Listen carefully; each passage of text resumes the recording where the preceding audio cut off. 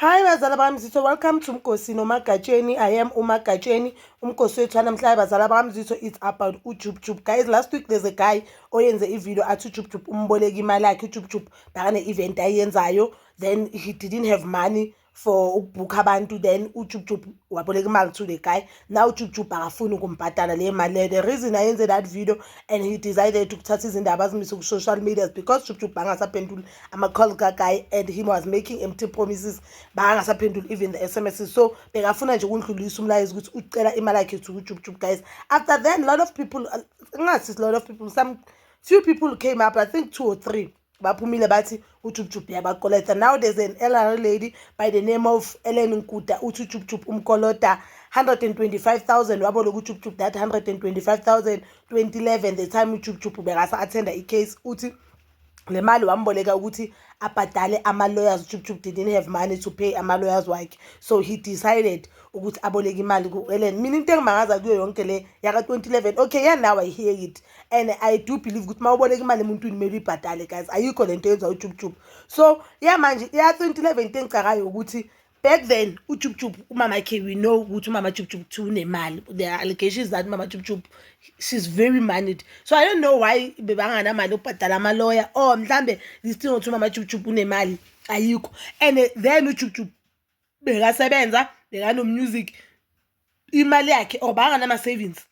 Yile nto engimangazayo, yabo ukuthi into okubalekile ukuthi ama-celebrities wethu kumele ayibeke imali ukuthi yini. That means banganamali or bangana-lawyer elizomrepresenta, which I think it's a very important thing ukuthi uma umuntu nje, if you are working especially in the entertainment industry or whatever nje, kubalekile nje uma umuntu ukuthi, or if you have a business kumele uhlale une-lawyer lakho wazi ukuthi makungabheda ngizomdinga lo muntu lo. So bathi uJubJub banganamagcwetha and uJubJub waboleka imali to ugogo lo. So ugogo ufuna imali yakhe, uJubJub akambhadali imali yakhe. Cabanga imali ka 2011. Yes, this now it makes sense ukuthi why uJubJub angamondli umntana kaKelly Khumalo, because if you remember guys, uKelly Khumalo uke washo ukuthi uJubJub akawondli umntwana and uJubJub has never made an effort yokufuna umntwana, even though uJubJub ahlala athi uKelly akafuni ngomntwana. uJubJub uthi uKelly uthi yena uJubJub has never made an effort ukuthi athole lo mntwana. The only thing uJubJub bekayisho bekathumela slay queens, usho kanjalo ukuthi uJubJub will send ama-slay queens to talk to uKelly and yena angeke azakhuluma nama-slay queens.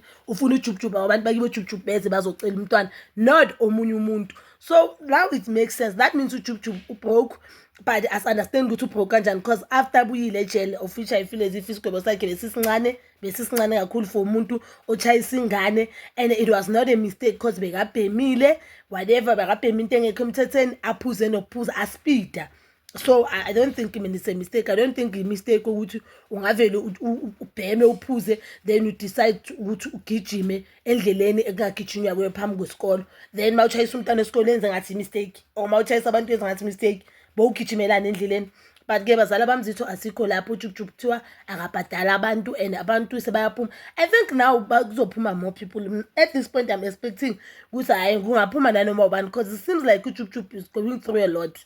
It seems like uJubJub is going through a lot, even though we know that after ubuye ejele uyathola umsebenzi kuMoja Love and he also got some of the gigs guys. Uye wayenza nengoma noZola 7. So I don't know ukuthi kwenzakalani ngoJubJub, but that is all for now. Bazala bami zitho, please don't forget to like, subscribe, share and hit that notification button. Nginithanda ukuya nokubuya.